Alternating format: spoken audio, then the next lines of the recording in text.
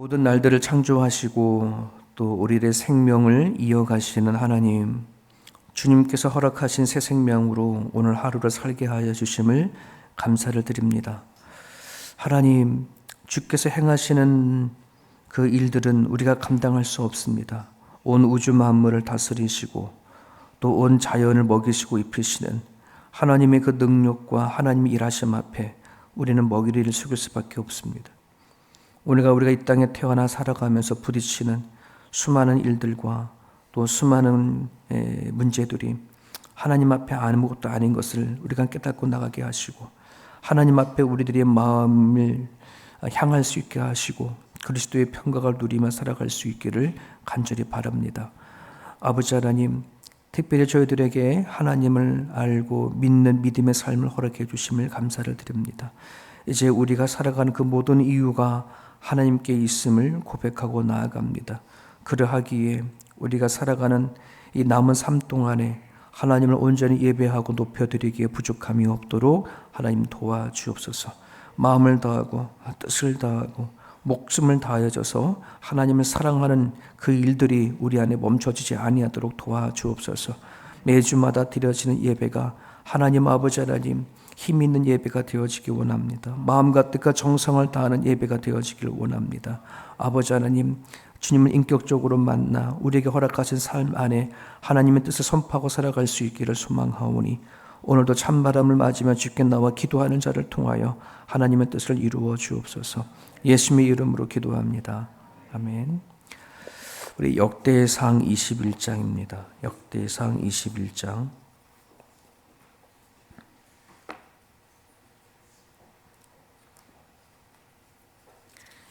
어제 이어서 18절부터 30절까지입니다. 역대상 21장 18절에서 30절까지.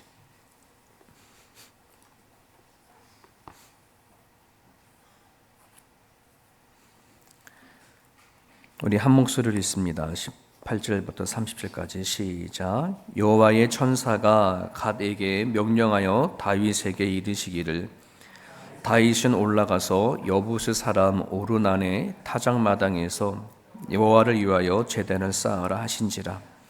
이에 같이 여호와의 이름으로 이른 말씀대로 다윗이 올라가니라.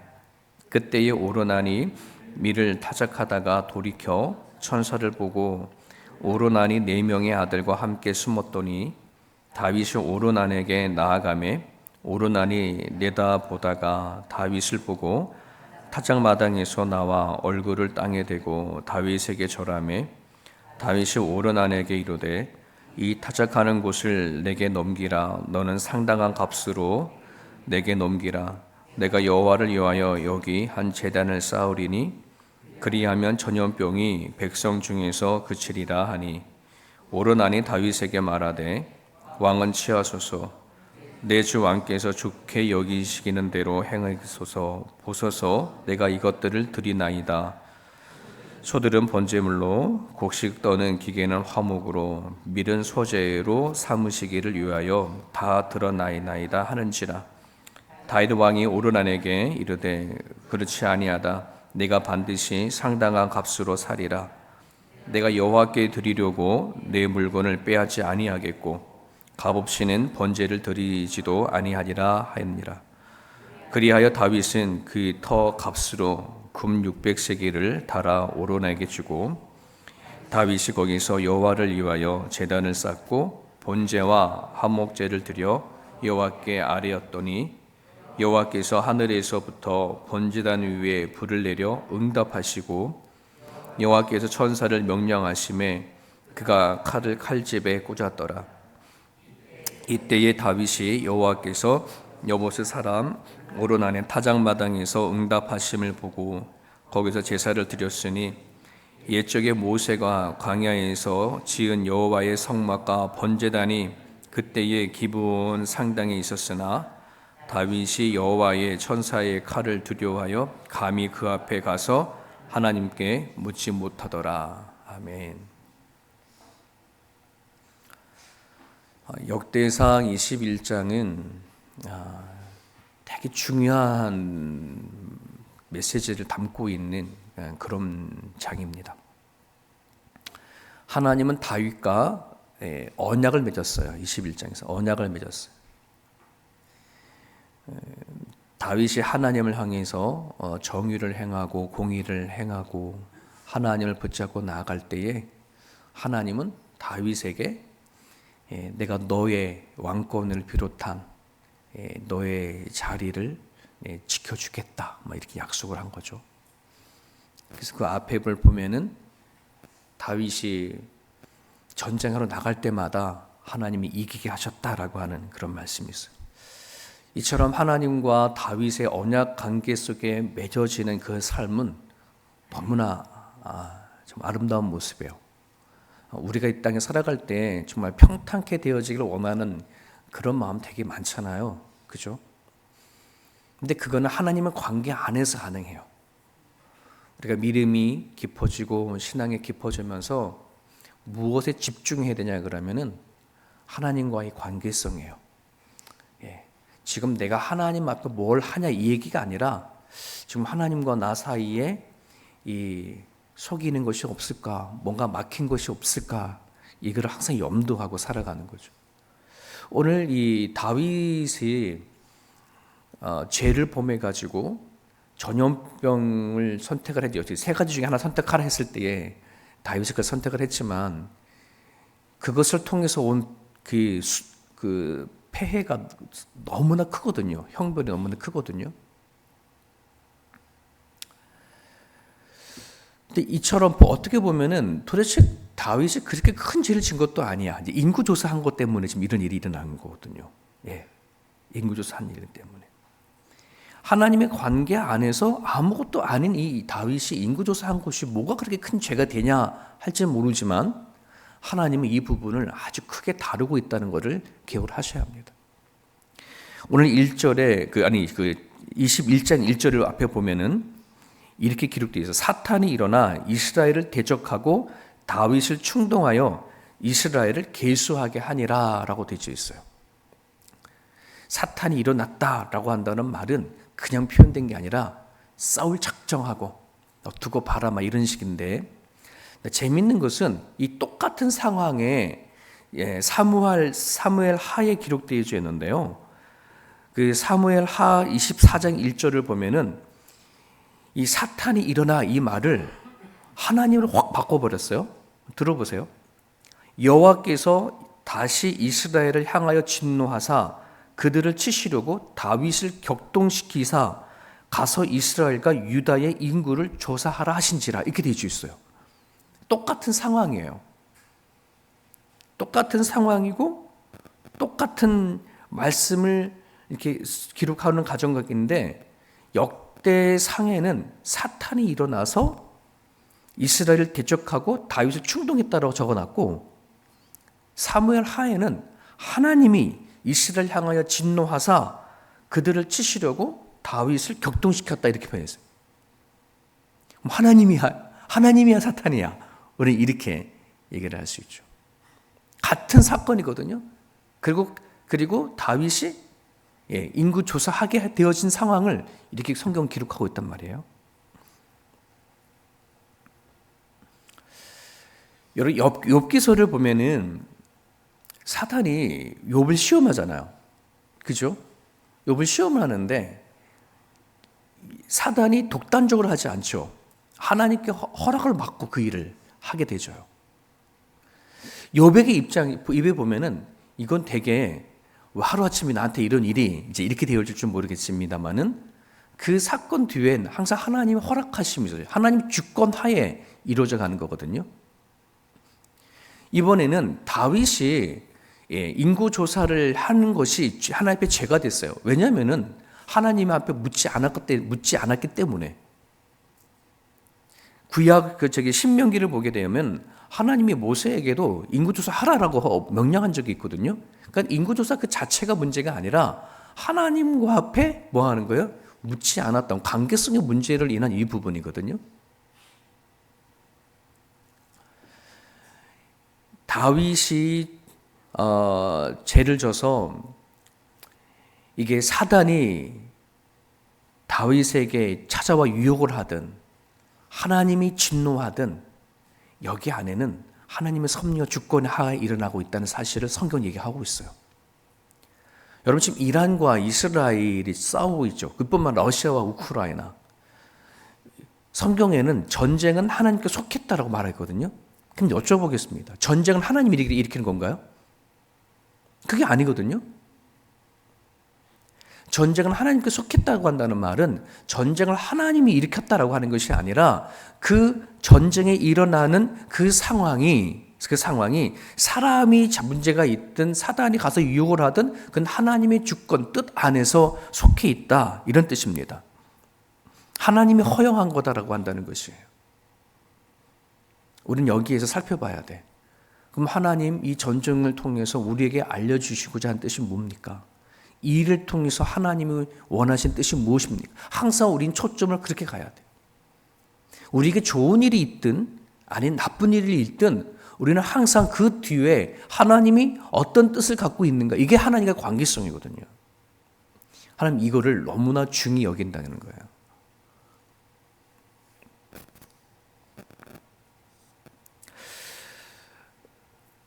다윗이 하나님 앞에 인구조사를 해도 될까요 말까요라고 이렇게 묻고 관계성을 가지면 문제가 없어. 왜? 하나님과의 언약을 맺은 이야기 그 상황 속에서. 그런데 다윗은 묻지 않았대. 그리고 그 인구조사를 한 것이 성경에는 되게 교만하게 보인 거예요. 여러분 교만이라는 것이요, 야 내가 이 전쟁에 싸워서 내가 다 승리했어, 내가 잘났어, 내가 능력이 있어, 여러분 이렇게 말하는 것이 그것만 교만인가? 그러면은 난 아무것도 아니야, 난 쓸모없어, 난 능력이 없어, 이렇게 말하는 것이 겸손인가? 여러분 무엇이 교만이고 무엇이 겸손이냐라고 한다는 것은 내 자신을 드러내느냐 나 자신을 낮추느냐 이 문제가 아니라 하나님과 관계가 있는 거예요. 하나님과 관계가 있는 거예요. 하나님 앞에 내가 어떠한 동기와 태도를 가지고 이런 문제를 대하나, 이것에 따라 교만이 되기도 하고 겸손이 되기도 해요. 여러분 교만이라는 것과 그 다음에 나를 낮추고 뭐 이렇게 하나님이 없이 나를 자꾸만 낮추고 하는 이 부분들은 또 다른 뒤집힌 교만이라고도 표현할 정도로 하나님 앞에 내 자신을 제대로 보느냐 보지 못하느냐, 내가 어떻게 시작하고 어떤 태도로 그 일을 대하느냐에 따라 그게 교만이기도 하고 교만이 아니기도 하고 그래요. 여러분 인구조사뿐만 아니라 여러 가지 많은 일들을 내가 선하다고 하는 것도 하나님 앞에 내가 어떤 마음으로 동기와 태도를 가지고 접근하냐에 따라서 교만이 되기도 하고 겸손이 되기도 해요.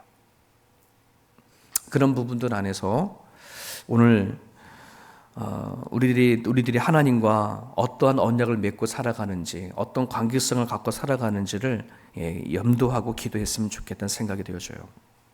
다윗에게 찾아온 그 승리가 다윗에게는 어쩌면 독이 되어진 것을 보게 되어집니다. 한 번도 전쟁에서 진 적도 없고 또 많은 백성을 잃은 적도 없는데 자신의 이 하나님과의 관계성, 틀어진 관계성 안에서 7만이라고 하는 이스라엘 백성들이 죽임을 당하죠. 이런 부분들 안에서 여러분 두렵고 무서운 것은 바깥에서 오는 게 아니라 항상 우리들 안에서부터 존재한다는 사실을 기억을 하실 수 있기를 간절히 바랍니다. 여러분 전쟁이라고 한다는 것은 육신을 죽는 전쟁이지만 영적 전쟁은 영원히 죽는 그런 전쟁이거든요. 그러니까 세상의 전쟁보다 더 무서운 것이 영적 전쟁이에요. 영적에서 져버리면 영원히 패배가 되어지는 거기 때문에 오늘도 여러분들이 기도하실 때 이 부분을 초점을 가지고 기도해 주셨으면 좋겠습니다. 자, 다윗이 하나님 앞에 이제 회개를 하게 되어지죠. 그리고 하나님의 진노가 멈추게 됩니다. 7만이라고 하는 사람들이 죽고 나서야 그제서야 하나님의 진노가 멈추게 되어집니다. 그러면서 하나님은 다윗으로 하여금 오르난 타작마당에 하나님을 위하여 제단을 쌓고 그렇게 제사를 드리면 백성을 죽였던 전염병이 멈추겠다라고 이렇게 얘기를 합니다. 자, 여기서 그러면 여보스 사람 오르난의 타작마당, 이게 되게 중요한 부분들이거든요. 이제 그럼 도대체 오르난이 어떠한 존재이길래 왜 오르난이 살던 그 타작마당에다가 제단을 세우라고 했을까 하는 부분들이죠. 그래서 우리는 사람의 초점을 맞출 수 있어요. 오르난 이름이 깨끗이 좋던데 오르난 이름 때문에 그런가? 그가 잘 살아와서 그런가? 오르난이 하나님 이방 사람에게도 불구하고 가나안 사람에게도 불구하고 하나님을 향한 믿는 믿음 때문에 그런가? 우리는 그렇게 생각할 수도 있을지 모르겠지만 아니요. 오르난 타작마당, 이스라엘과 아무런 상관이 없던 사람, 가나안의 원주민. 근데 하나님은 왜 그 오르난 타작마당을 선택하게 하시고 거기다 제단을 쌓으라 하셨을까? 거슬러 창세기에 올라가게 되시면 하나님이 창세기 12장에서 아브라함을 불러요. 아브라함을 불러요. 믿음의 조상으로 세워가기 위하여서 그를 부르고 관계성을 맺죠. 너를에게 복을 주는 자에게 복을 주고 내가 너를 저주하는 자에게 저주를 하는 아브라함과의 언약을 맺어요. 여러분 성경을 자세히 이렇게 보면은 당신께서 부르시는 사람들과 늘 언약을 맺으시는 하나님을 볼 수 있어요. 그리고 언약대로 행하시는 하나님의 이야기가 또 성경 이야기이기도 하고, 그렇게 믿음의 사람으로 키워가기 위해서 아브라함을 불렀어요. 하지만 첫 믿음의 시작은 좋았지만 아브라함 또한 믿음의 과정을 쭉 가죠. 그러다가 마침내 100세의 이삭, 하나님의 약속에 의해서 이삭을 얻게 되어줘요. 그렇게 눈에 넣어도 아프지 아니하는 이삭을, 외동 아들을 하나님이 바치라 합니다. 어디에 가서 바쳐요? 모리아 산에 가요. 그 모리아 산에서 이삭을 묻고 죽이려고 했었을 때에 하나님이 그의 믿음을 보시고 멈추라 하시고 이삭 대신에 옆에 있는 숯불에 걸린 양을 제사를 지게끔 하죠. 그 모리아 산 그 자리가 오르난 타작마당이에요. 이 연결이 되져요. 그러니 그 모리아 산은 이삭 대신에 죽음을 당한 어린 양의 대속의 죽음. 하나님은 지금 아브라함을 불러서 믿음을 갖게 하고 그 믿음 안에는 대속의 죽음을 무엇인지 알게 하시고 그 대속의 죽음, 그 제사를 통해서 하나님은 사람을 구원하시고자 하시는 그 계획이 쭉 흘러가고 있는 거예요. 이해되시겠죠? 네. 하나님이 다윗과의 언약 안에서도 하나님은 끊임없이 그 다윗의 언약을 맺으면서 뭘 이루어 가시냐 그러면 대속의 죽음, 대속의 사랑을 쭉 이어가고 있는 거예요. 다윗아, 네가 죄를 졌고 네가 그것을 해결하기를 하기 위해서 오르난 타작마당을 사서 거기다 제사를 드려라. 나중에 그 오르난 타작마당에 제단을 쌓아요. 나중에 그 제단이 다윗이 죽은 다음에 솔로몬이 그 아들이 거기다 솔로몬 성전을 짓게 되어지죠. 그리고 그 솔로몬 성전 그 밖에, 영문 밖에 예수님께서 십자가 달려 돌아가시죠. 골고다 언덕에. 그렇게 연결이 되죠. 하나님은 이미 창세기부터 아담과 하와가 죄를 짓고 나올 때에 하나님은 이들을 구원을 하시고자 하시는 그 원시적인 복음이 창세기 3장에 기록되어졌고 그거를 이뤄가기 위하여서 당신의 사람을 부르시고 대속의 죽음을 향한 양들로 제사를 드리게 하게 하시고 마침내 그의 아들을 보내주셔서 우리를 위하여 십자가에 못 박혀 돌아가게 하시는 그 대속의 죽음을 통해 구원하시고자 하시는 계획이 쭉 성경을 흐르고 있다는 뜻이에요. 그러니 여러분 오르난이 그 사람이 특별해서가 문제가 아니라 하나님이 지정한 그 자리가 특별한 자리이기 때문에 그래요. 여러분 이거는 되게 중요한 우리들에게 메시지가 줘요. 내가 오늘 하나님 앞에 특별한 사람이어서 구원을 받았나? 특별한 존재여서 이 자리에 나와 있나? 아니, 하나님의 구원과 계획 안에 우리가 들어가 있어요. 이게 특별한 거예요. 도대체 내가 무엇을 어떻게 했길래 어떠한 삶을 살았길래 하나님이 나를 이렇게 구원하셨을까? 그건 우리한테 있는 게 아니에요. 하나님께 있는 거예요. 하나님의 구원의 작정하심과 계획함에 우리 안에 우리가 들어가 있다는 것을 에베소서에서 기록하고 있어요. 너 그러니 이거를 보고 기뻐하고 즐거워해라. 네. 이게 얼마나 대단한 하나님의 계획과 섭리 가운데 너의 이름이 들어가 있고 너의 하나님의 때에 하나님의 작정함에 예수를 믿고 있는지 그걸 알아라. 이렇게 얘기를 하고 있는 거예요. 우리가 잘나서가 내가 잘나서가 아니라 초점이 거기에 맞춰져 있어요. 하나님의 국률하심과 자비하심과 대속의 죽음으로 그 아래에 우리가 있게 있는 것 자체가 은혜이고 복이라고 사는 것입니다.